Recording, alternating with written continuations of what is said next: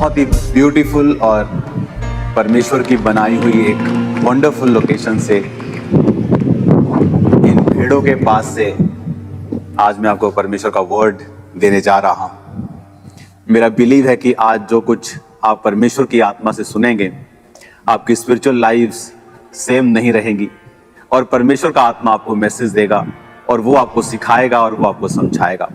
अपने हाथों को उठाओ और प्रार्थना करेंगे। पिता, आज तेरा आत्मा इनको छुए, इस वचन के द्वारा इनको बदले, तेरी ब्लेसिंग इन पर, उनके घराने पे हो खुदावन। तेरा आत्मा इनको छुए, इन बच्चों को खुदावन, बुजुर्गों को, मेरे भाइयों बहनों बच्चों सबको खुदा बाप, तेरा आत्मा इनको छुए, इस वर्ड के द्वारा इनसे बात कर, उन्हें छुड़ा और उन्हें आशीषित कर खुदावन। तेरा वचन आज इनको चंगा करे, आजाद करे, बीमारियों से, बंधनों से, दुष्ट आत्माओं के बंधनों से इन्हें छुटकारा दे खुदावन। तेरे वर्ड के द्वारा ये छुटकारा पाए मेरे पिता। मैं तेरे लहू की घोषणा करता हूं इनकी जिंदगियों के ऊपर। तेरा लहू खुदा बाप इनके परिवारों के ऊपर, इनके जिंदगियों के ऊपर, इनके फाइनेंस के ऊपर खुदावन, इनके जीवन के हर एक पहलू के ऊपर तेरे लहू की घोषणा करता हूं खुदावन। तेरी ब्लेसिंग इन पे हो प्रभु यीशु मसीह के सामर्थी नाम में, आमीन आमीन हालेलुया। आज जैसे कि आप इन भेड़ों को देख रहे हैं, मैं एक भेड़ के फॉर्म पे हूं, जहां जो भेड़ों का चरवाहा है उनके साथ एक लंबी एक मीटिंग में भेड़ों को वो कैसे संभालते हैं, भेड़ों की नेचर क्या है, और वो सब चीजें जो बाइबल में परमेश्वर ने लिखी हैं, आज हम उन्हें पढ़ेंगे और आज मैं आपको प्रैक्टिकली कुछ बातों को सिखाऊंगा। वचन में लिखा है यूहन्ना 10 उसकी 1 आयत में, मैं तुमसे सच सच कहता हूं, जो कोई द्वार से भेड़शाला में प्रवेश नहीं करता परंतु किसी दूसरी ओर से चढ़ जाता है, वह चोर और डाकू है। परंतु जो द्वार से भीतर प्रवेश करता है वह भेड़ों का चरवाहा है। उसके लिए द्वारपाल द्वार खोल देता है और भेड़ें उसका शब्द सुनती हैं। वह अपनी भेड़ों का नाम ले लेकर बुलाता है और बाहर ले जाता है। जब वह अपनी सब भेड़ों को बाहर निकाल चुकता है तो उनके आगे आगे चलता है और भेड़ें उसके पीछे पीछे हो लेती हैं, क्योंकि वे उसका शब्द पहचानती हैं। वे पराये के पीछे वो नहीं जाएंगी परंतु उससे भागेंगी, क्योंकि वे परायों का शब्द नहीं पहचानती। आमीन। आज जब चरवाहा, आप इस वीडियो में देखेंगे कि जब भेड़ों की ऊन जब कतरी जाती है तो चरवाहे ने जब भेड़ को पकड़ा और चरवाहे ने गले में एक लॉकेट, जो उसकी निशानी है कि ये चरवाहा है, जब उसने उसको दिखाया तो वो भेड़ चरवाहे के हाथ में रिलैक्स हुई और वो उसका ऊन जो था वो कतरने लगा। और जब वो उसका ऊन कतरने लगा, वो चुप करके, बहुत से लोग वहां मौजूद थे और बहुत से लोगों ने उस ऊन को, चरवाहे ने कहा कि आप सब मेरे साथ आकर उस ऊन को काट सकते हैं। और हम सब ने उस भेड़ की ऊन को काटा। और तब तक जो भेड़ थी बड़ी शांत रीति के साथ बनी रही और चरवाहे के हाथ में अपनी, जब तक उसने उसको छोड़ा नहीं, जब तक वो ऊन काटी नहीं गई, तब तक वो वहां से गई नहीं। अगर हम भेड़ों की जिंदगियों को देखें तो बाइबल कहती है कि प्रभु यीशु मसीह ने हमको, आपको भेड़ों के समान रखा है। उसने अपने आप को भी निष्कलंक मेमना कहा है। उसने कहा है कि वो मेमना जो जगत के सारे पापों को उठा के लेके गया। क्यों परमेश्वर ने हमको भेड़ों के समान कंपेयर किया, या आपको ये कहा, मुझे ये कहा कि जो मेरी भेड़ें हैं वो मेरा शब्द पहचानती हैं। आज मैंने भेड़ की एक और खासियत को देखा जिसे मैं आपके साथ शेयर करूंगा। जो भेड़ है वो कभी भी सेल्फ सफिशिएंट नहीं है, वो आत्मनिर्भर नहीं हो सकती है। जिस भेड़ की आप वीडियो देख रहे हैं साइड पर, जब उसके ऊन को कतरा जा रहा था तो उसके ऊन को कतरने का कारण ये होता है कि जब मैं जिस जगह पे हूं, अब यहाँ पे गर्मी है, तो गर्मी के दौरान अगर भेड़ को ये लोग नहीं कतरते हैं, उसके ऊन को नहीं काटते हैं, तो वो ओवरहीट हो सकती है। ओवरहीट होने के कारण उसकी सेहत खराब हो सकती है। और जब बारिश के सीजन में अगर बहुत ज्यादा ऊन भेड़ पे हो तो वो पानी उसमें ठहरा रहता है, उसमें कीड़े अपने अंडे देते हैं, उसमें मच्छर बहुत ज्यादा और कीड़े बहुत बड़ी मात्रा में चले जाते हैं और उसको हमेशा तंग करते हैं। और इसीलिए हर साल उनके ऊन को कतरा जाता है। और फिर भेड़ें जो हैं वो हेल्थी रहती हैं। और परमेश्वर ने वचन में क्या लिखा है, उसने आपको और मुझको अपनी भेड़ों के समान कहा है। और उसने कहा है कि अंत के दिनों में जब तुम्हारा न्याय होगा, मैं भेड़ों से कहूंगा, अपने दाहिने हाथ के लोगों से कहूंगा कि जाओ और उस स्थान पर जो पिता ने तुम्हारे लिए तैयार किया है। और लेफ्ट हैंड साइड बकरियों को, अगर आप बकरियों को देखेंगे, उनको ऊन कतरवाने की जरूरत नहीं है, वो लंबा देख सकती हैं, ज्यादा देख सकती हैं, वो चरवाहे पर निर्भर नहीं है। तो परमेश्वर ने उन विश्वासियों की तुलना उन बकरियों से की है जो ये कहते हैं कि हमें किसी चर्च की या किसी चरवाहे की जरूरत नहीं। उन्हें लगता है कि वो डायरेक्ट परमेश्वर को मान सकते हैं। आप परमेश्वर को डायरेक्ट ही मानते हैं, मैं भी परमेश्वर को डायरेक्ट ही मानता हूं। मैं अपने पास्टर के थ्रू परमेश्वर को नहीं मानता हूं, मैं डायरेक्ट ही परमेश्वर को मानता हूं। लेकिन वचन में लिखा है कि उसने चरवाहों को आज भी ठहराया है। इसलिए पौलुस ने कहा, कलीसिया में उसने 5 तरह के व्यक्ति दिए हैं। उसने प्रेरित दिए हैं, उसने भविष्यद्वक्ता दिए हैं, पास्टर्स दिए हैं, इवेंजलिस्ट दिए हैं, टीचर्स दिए हैं, जो कलीसिया जिनसे उन्नति करेगी और कलीसिया जिससे बरकत पाएगी और मसीह की जो देह है वो परफेक्ट होगी। इसका मतलब ये सारी मैनेजमेंट भी परमेश्वर के द्वारा ठहराई गई थी। इसीलिए बाइबल कहती, जब मूसा ने गलती की और उसके बहन मरियम ने और भाई हारून ने उसको बुरा भला बोला, तो परमेश्वर ने उनको श्रापित किया और उसको कोढ़ हुआ। और उसके भाई को, क्योंकि वो याजक की कुर्सी पे था, उतनी सजा नहीं मिली जितनी मरियम को मिली। उसका रीजन ये था कि परमेश्वर ने कहा, चाहे उसने मिस्टेक की, लेकिन तुम मेरी मैनेजमेंट के खिलाफ, जो मैंने मैनेज करने के लिए धरती को, परमेश्वर के लोगों को किया है, तुम उसके खिलाफ नहीं चल सकते हो। कहने का मतलब यह है कि परमेश्वर ने एक मैनेजमेंट ठहराई, एक सिस्टम बनाया जिसके द्वारा आज हम ब्लेस्ड होते हैं। पौलुस को उसने ठहराया कि वो एक दर्शन के जरिए काम करेगा। पौलुस को परमेश्वर ने एक ग्रेस का दर्शन दिया, चाहे वो गमलियल और बड़े बड़े विद्वानों के पांव में वो पड़ा था, वो इब्रानी था, वो बिन्यामीन के गोत्र का था, वो पढ़ा लिखा था, बड़ा रसूखदार आदमी था, एक बड़ी संस्था का मेंबर था जो उस जमाने की एक बहुत बड़ी धार्मिक और बहुत बड़ी रेप्यूटेबल संस्था थी। तो परमेश्वर उससे प्रचार करवाता क्रिश्चियंस में, यहूदियों में, जिस संस्था, जिस कम्युनिटी का वो मेंबर था, वहां उसकी सुनी जाती है। अगर आज आपके मोहल्ले के, आपके नगर का एमएलए अपने फेथ को अनाउंस करते कि मैं क्रिश्चियन हूं, तो ज्यादा आपको लगेगा हाँ वो ज्यादा प्रभाव डाल सकता है कि इतना बड़ा व्यक्ति सीएम या एमएलए या एमपी एक क्रिश्चियन बन गया। लेकिन परमेश्वर ने पौलुस से वो काम नहीं करवाया। परमेश्वर ने पौलुस को कहा कि तू अन्य जातियों में जाएगा जो उसको जानती तक नहीं थी, ताकि परमेश्वर ये साबित कर सके कि सब कुछ ग्रेस के द्वारा ही है। आमीन। तो हम जानते हैं कि सब कुछ ग्रेस के द्वारा है, लेकिन परमेश्वर ने फिर भी चरवाहों को ठहराया है और पौलुस को एक दर्शन दिया। और वचन कहता है, जो जो विश्वासी, जो जो कलीसिया पौलुस के उस दर्शन में उसके संग रहा, परमेश्वर ने उनको आशीषित किया। और फिर पौलुस ने भी कहा इस कलीसिया को कि ये तेरी सारी जरूरतें परमेश्वर स्वर्गीय भंडारों से पूरा करेगा, महिमा सहित मसीह यीशु में पूरा करेगा। परमेश्वर ने उनको आशीषित किया। क्यों? क्योंकि पौलुस जो था वो परमेश्वर के दर्शन में था। तो आज परमेश्वर ने, आप इमेजिन करो, परमेश्वर ने आपको भेड़ कहा, बकरी नहीं कहा। वचन कहता है कि तुम परमेश्वर के घरों में लगाए जाओगे, उसके आंगनों में फलोगे और फूलोगे। क्या है परमेश्वर के आंगन? वो उसके चर्च, वो उसके भवन, वो उसके स्थान, वो उसकी कलीसियाएं जो परमेश्वर ने बनाई और ठहराई हैं। आज आपको अपने पाप माफ करवाने के लिए पास्टर्स के पास जाने की जरूरत नहीं, याजकों के पास जाने की जरूरत नहीं। आपके पाप आप खुदा से प्रार्थना करें, वो माफ करता है। लेकिन उसने उन लोगों को ठहराया है ताकि आप लोग उन्नति पाएं और आप लोग ब्लेस्ड हो। इमेजिन करो, जो लोग परमेश्वर के भवन से दूर होते हैं, उसी तरह फिर उनकी जो स्किन है, उनके जो बाल हैं, वो ओवरग्रोन होते हैं, भार उनकी लाइफ पर होता है, बहुत सारी शैतानी चीजें उनको तंग कर रही होती हैं, जिस तरह भेड़ को तंग करती हैं। ओवर द टाइम वो उसके जान को नुकसान कर देती हैं। और यहाँ हमने आज देखा कि किस तरह से एक अच्छा चरवाहा जानता है कि भेड़ को अब उसको फ्री करने का समय है, अब उसको खिलाने का समय है, पिलाने का समय है।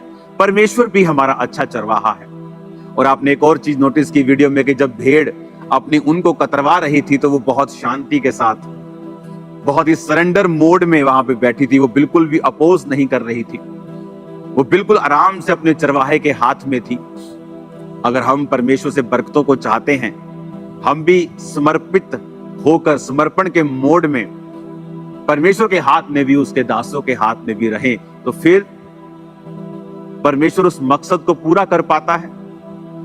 वो हमें शेप में लेके आता है और हमारी जिंदगी में वो काम होते हैं जो परमेश्वर चाहता है। हालेलुया। और अभी इस परमेश्वर की बनाई हुई दुनिया में, जहां ये बहुत सारा ऐसा स्थान है जो अभी तक अनटच्ड है, यहाँ बहुत से लोग नहीं हैं, यहाँ भीड़ नहीं है, मोस्टली यहाँ जानवर आपको देखने को मिलेंगे, आपको पेड़ मिलेंगे, आपको वादियां मिलेंगी, ऐसा परमेश्वर का ये स्थान मिलेगा जहां आप लंबे समय तक, सुबह से लेकर दोपहर तक आप प्रार्थना कर सकते हैं और आप बिल्कुल भी थकेंगे नहीं। इस तरह का ये परमेश्वर ने मुझे स्थान दिखाया है। तो आज मेरा मैसेज आपको यही है कि परमेश्वर के हाथों में भेड़ बने, ओवर स्मार्ट मत बने, बकरियां ना बने जिसको चरवाहे की जरूरत नहीं है, भेड़ बने जिसको चरवाहे की जरूरत है, क्योंकि वो ना तो बहुत लंबा देख सकती हैं और वो बिना चरवाहे के चल नहीं सकती। उनको चरवाहे की जरूरत हर कुछ दिनों और हफ्तों के बाद उसको पड़ती है। और परमेश्वर भी यही चाहता है। वो चाहता है याजक, सेवक लोग उसी तरह परमेश्वर के सामने समर्पित रहें, और वो ये चाहता है कि उसी तरह विश्वासी चर्चिस में अपने आप को समर्पित करें, अगर वो अपने जीवन में आशीष वाले दिन देखना चाहते हैं। तो आज जब पूरी दुनिया में मैं घूम रहा हूं, बहुत सारे विश्वासी आशीषित नहीं हैं, क्योंकि वो अपनी चर्चिस के साथ समर्पण में नहीं जीते हैं। उनके लिए चर्चिस सिर्फ एक संडे जाने वाला एक काम है, कि जहां वो एक संडे जाके 1 घंटे का सरमन सुनते हैं और एहसान करके कि परमेश्वर पे एहसान होकर वापिस चले जाते हैं। उनका उस चर्च के साथ कोई इमोशनल कनेक्शन नहीं है, वो सेवा के लिए समर्पित नहीं है, वो बीजों के लिए समर्पित नहीं, प्रार्थना के लिए समर्पित नहीं। और परमेश्वर ऐसा नहीं चाहता है। अगर आप चाहते हैं कि परमेश्वर आपको ब्लेस करे, आपका जीवन परमेश्वर के वचन और परमेश्वर के भवन और उसकी सेवकाई के आसपास ही जुड़ा होना चाहिए। आमीन। परमेश्वर ने कहा, मेरी भेड़ें मेरी आवाज को पहचानती हैं। उसकी भेड़, जब ये चरवाहा आज आवाज लगा रहा था भेड़ों को, तो भेड़ें दूर से ही आती थी। कुछ डॉग्स उसने रखे हुए थे, वो भी उसकी कमांड को समझते थे, और सब काम अच्छी तरह से हो रहा है। आज हमें परमेश्वर के वचन को समझने की जरूरत है कि परमेश्वर हमारी लाइफ से क्या चाहता है। अगर हम पूरी तरह से समर्पित जीवन जीते हैं, हम शैतान के अटैक से बचे रहते हैं। अगर भेड़ समर्पण में ना हो, भाग जाए, भाग सकती है। ये जिस जगह हम खड़े हैं, आई थिंक यहाँ पे जो मोस्टली जो लैंड्स है जहाँ शीप्स चरती हैं और रहती हैं, ये 6-6 हजार एकड़, 7-7 हजार एकड़, हजारों की संख्या में अगर आप देखेंगे, दूर दूर तक आपको शीप्स दिखाई देंगी। सिर्फ यही नहीं, हर जगह के ऊपर आपको शीप्स दिखाई देंगी। अब यहाँ पे शीप अगर कोई भाग जाए कि 5000 एकड़ में भाग जाए, आप उसको पकड़ नहीं सकते। लेकिन नुकसान किसका है? शीप का, क्योंकि वो अपने ऊन को इतना ग्रो कर लेगी, और जब गर्मी आएगी, वो हीट में जब भागेगी तो उसको दिक्कत होगी, और कई शीप्स मर जाती हैं और बीमार हो जाती हैं। और जो कीड़े हैं वो उनमें चले जाते हैं। बारिश के दिनों में पानी उनके अंदर ठहरने लग जाता है, क्योंकि वो सिर्फ सर्दियों के लिए उनके काम में आती है और गर्मियों में उन्हें कटवाना होता है। आप इमेजिन करो, परमेश्वर ने हमें शीप के साथ ही क्यों जोड़ा है। जब वो ये कहता है कि तुम अंगूरों की बेल हो, उसने हमें अंगूरों की बेल ही क्यों कहा है? क्योंकि अंगूरों की बेल अगर सड़ जाए, टूट जाए और फल ना लाए, तो उससे कोई बैट, बल्ला, थापी, बेलना कुछ नहीं बनता है। वो सिर्फ जलाने के ही काम आती है। उसने, आज सुबह में वर्ड पढ़ रहा था, उसने हमें नमक ही क्यों कहा है? तुम पृथ्वी के नमक हो, उसने क्यों कहा? उसने ये क्यों नहीं कहा कि तुम पृथ्वी के तरबूज हो, तुम पृथ्वी के केले हो, तुम पृथ्वी के आटा हो, तुम चावल हो? क्योंकि हर एक चीज जब खराब होती है तो वो खाद के काम आ सकती है। अगर कोई फूड खराब हो गया, वो एक खाद के रूप में परिवर्तित हो सकता है। लेकिन परमेश्वर ने कहा, तुम पृथ्वी के नमक हो। नमक के बिना आप हजारों रुपया लगा दें, उसमें सब्जी में पनीर डाल दें, उसमें आप अच्छी अच्छी चीजें डाल दें, सब्जियां डाल दें, अच्छे अच्छे मसाले दुनिया भर के डाल दें, लेकिन अगर आपने नमक नहीं डाला, उस चीज का टेस्ट आपको नहीं आता। नमक के बिना सब चीजें बेस्वाद होंगी। लेकिन परमेश्वर ने कहा, जिस तरह तुम्हारी वैल्यू ज्यादा है जब तुम मुझ में बने रहोगे, और अगर तुम मुझ में बने नहीं रहोगे तो नमक जब खराब हो जाता है वो खाद के रूप में भी काम नहीं आता कि चलो खेतों में डाल दो खाद बन जाएगी। परमेश्वर ने कहा वो सिर्फ मनुष्यों के पैरों के नीचे रौंदा जाता है। आप जानते परमेश्वर ने वचन में लिखा कि क्या वो व्यक्ति जिन पर शीलो का गुम्मट गिरा, क्या वो यरूशलेम में रहने वाले दूसरे लोगों से अधिक अपराधी थे? कि तुम भी मन ना फिराओगे तो इसी रीति से नाश होगे। आज परमेश्वर का वचन हमें सिखाता है कि हमें जो वर्ड कहता है कि भेड़ के समान समर्पण करते हुए अपने जीवन को परमेश्वर को देना, क्योंकि हम जानते हैं कि परमेश्वर के बिना हम कुछ नहीं कर सकते। हम भाग सकते हैं क्योंकि हमें अपना बिजनेस चलाना है, हम भाग सकते हैं क्योंकि हमें चर्च के काम करने हैं, लेकिन अगर हमने प्रार्थना नहीं की, अगर हम वचन में नहीं है, अगर हम फेथफुल नहीं है परमेश्वर के संग, तो एंड में वो सब कुछ व्यर्थ है और जीरो है। बाइबल क्या कहती?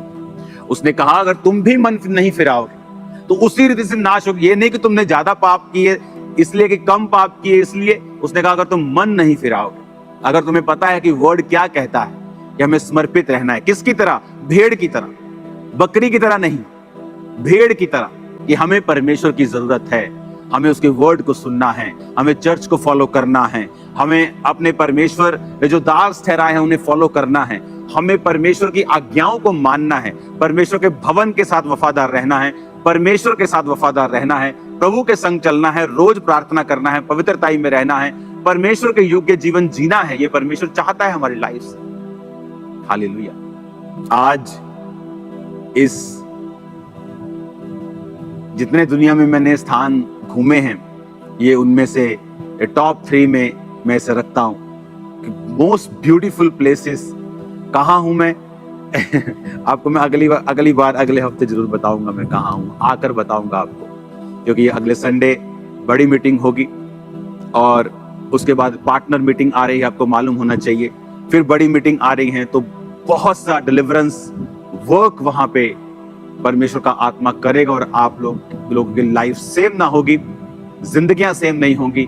आज से अपना जीवन परमेश्वर को समर्पित करें और ये समझें कि अगर आप क्रिश्चियन हैं तो परमेश्वर ने आपको स्पेशल ब्लेसिंग्स दी, पर यह भी समझे कि अगर क्रिश्चियन बिगड़ जाए तो फिर वो जलाने के, पांव के नीचे आने के ही काम आ सकता है और किसी चीज के नहीं। पांव के नीचे आने के ही काम आ सकता है और किसी चीज के नहीं, क्योंकि परमेश्वर ने कहा जो नहीं जानकर पाप करेगा वो थोड़ी मार खाएगा, जो जानबूझकर पाप करेगा वो ज्यादा मार खाएगा। अगर हम क्रिश्चियन हैं, हम वर्ड को समझते हैं कि अगर हम इस समर्पण में नहीं चलेंगे और भेड़ों के समान नहीं होंगे तो फिर हम अपने ही उन अटैक्स का जो शैतान करेगा, उस हीट का जो उस ऊन के कारण आती है, जब भेड़ ऊन नहीं कतरवाती और भाग जाती है, तो उसका रीजन फिर हम खुद होंगे, क्योंकि चरवाहा उसी को कत सकता है, उसी की केयर कर सकता है जो उसके पास हो। हालेलुया। आज इस सुंदर और परमेश्वरीय स्थान के ऊपर से मैं आपके लिए प्रार्थना करता हूं और आपके लिए मांगता हूं कि परमेश्वर आपको समर्पित जीवन दे, आपको ब्लेस जीवन दे। परमेश्वर आपको एक ऐसा जीवन दे जो अपने चरवाहे को, परमेश्वर को, जो हमारा स्वर्गीय चरवाहा है, स्वर्गीय पिता है, कि आप उन्हें खुश कर सके। आपकी लाइफ ऐसी होनी चाहिए, उससे भागे नहीं। आप चरवाहे से भागेंगे तो चरवाहे का नुकसान नहीं होगा। अगर आप चरवाहे से, पिता से भागेंगे तो आप भी अपने ऊपर एक भार पैदा कर रहे हैं। आप उनका भार पैदा कर रहे हैं जो एक दिन हीट पैदा करेगी, एक दिन बीमारी पैदा करेगी, पानी को इकट्ठा कर लेगी, बीमार कर देगी, मुश्किलें पैदा कर देगी। और परमेश्वर ये नहीं चाहता है। जब इस ऊन को मैंने काटा, आप देखो वीडियो में, तो जब वो भेड़ वहां से गई तो वो बहुत हैप्पी थी, क्योंकि वो लाइट होके वहां से, लाइट वेट होके वहां से गई और वो खुश थी। जब हम परमेश्वर के प्रेजेंस में रहेंगे, उसके वर्ड को हम फॉलो करेंगे और जो परमेश्वर कहता है हम वो करेंगे, लाइफ कभी भी सेम नहीं होगी। आज हमें जरूरत है वर्ड पे चलने की, परमेश्वर की आत्मा की बात को सुनने की, अच्छी भेड़ के समान उसको फॉलो करने की, फिर जिंदगी कभी सेम ना हो। इंसान अपने दुखों का कारण खुद ही है। परमेश्वर उसी की रक्षा करता है जो उसके बाड़े के अंदर।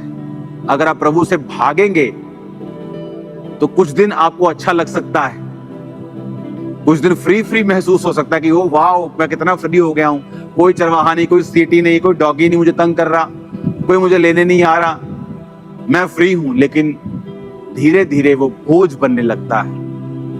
मैंने बहुत से लोगों को देखा जब चर्च से या कहीं परमेश्वर की प्रेजेंस से भागते हैं तो कुछ दिन बहुत उनको एंजॉय लगता है, बहुत अच्छा लगता है, उनको फ्री हो गए, कोई टेंशन नहीं। लेकिन धीरे धीरे रियलिटी हिट करती है और तब वो पहले से अधिक दुखी और बीमार होकर फिर परमेश्वर के पास आते हैं। तो परमेश्वर ने कहा कि तुम क्यों अधिक मार खाना चाहते हो, आओ परमेश्वर के सामने समर्पित जीवन को जिए, ताकि परमेश्वर अपनी भेड़ों के समान हमें देखे। फिर वो आपको चरवाहा ऐसा चरवाही करवाएगा, फिर आप बोलेंगे यहोवा मेरा चरवाहा है, मुझे घटी ना होगी। वो आपको हरी हरी चरगाहों पर लेके जाएगा, पानी भी देगा, जरूरतों को पूरा भी करेगा, आपको रक्षा भी देगा, सुरक्षा भी देगा, भेड़ियों से भी बचाएगा, वो आपको शैतान से भी बचाएगा और आपकी जिंदगी की जरूरतों को पूरा भी करेगा। अपने हाथों को उठाओ मेरे संग, हम एक प्रार्थना करेंगे। पिता, तेरा आत्मा इनको छुए खुदा बाप, जितनी अंधकार की शक्तियां इनकी जिंदगी में तेरे वचन के खिलाफ चलने से इन्हें खुदाबंद प्रेरित करती हैं और तेरे वचन पे चलने से रोकती हैं और समर्पित होने से रोकती हैं, इनकी जिंदगियों से यीशु मसीह नासरी के नाम से जाती रहे। आज जितने बीमार देख रहे खुदाबंद, तेरा आत्मा इन्हें छुए और सब प्रकार की बीमारी इनकी जिंदगी को छोड़ के जाए। सब प्रकार के रोगी, सब प्रकार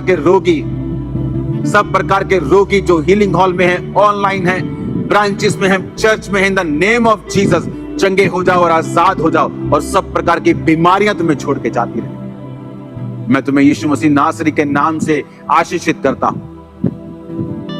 तुम्हारी जिंदगियों में परमेश्वर का आत्मा कार्य करे। राइट नाउ कमांड करता हूं, हर एक डेविल का आत्मा, गंदगी का, डिप्रेशन का, डिस्ट्रैक्शन का, पाप का, व्यभिचार का, चोरी का, तुम्हारी जिंदगी को छोड़ के जाए right now in the name of Jesus. प्रभु यीशु के सामर्थी नाम में वो सारी अंधकार की शक्तियां, प्रभु यीशु के सामर्थी नाम में वो सारी अंधकार की शक्तियां, वो तमाम दुष्ट आत्माएं तुम्हारी जिंदगी में कार्य करती हैं, तुम्हारी जिंदगी को छोड़ के जाती रहे। मैं आज तुम्हारे लिए भविष्यवाणी कर रहा हूं, मेरे पिता का आत्मा तुम्हें गाइड करेगा और वो इतना अच्छी तरह से तुम्हें गाइड करेगा कि तुम्हारी जिंदगी आसान होगी इन Jesus name. Praise the Lord everyone. मैं विश्वास करता हूं कि आज जो वचन आपने अपोस्टल अनकुनलॉजी के द्वारा सुना है, परमेश्वर ने आपको इस वचन के द्वारा बहुत सारी आशीषें दी होंगी। मेरे प्रियो, मेरा विश्वास है कि आज आपके जीवन में बहुत सारी आशीषें आई होंगी, क्योंकि जब आप इस वचन को ग्रहण करते हो तो खुदा आपके जीवन में बहुत आशीषें देता है। जब आप इन वीडियोस को एक दूसरे के साथ में शेयर करते हो तब परमेश्वर मेरे प्रियो आपको बहुत बढ़ाता है। आमीन, हालेलुया।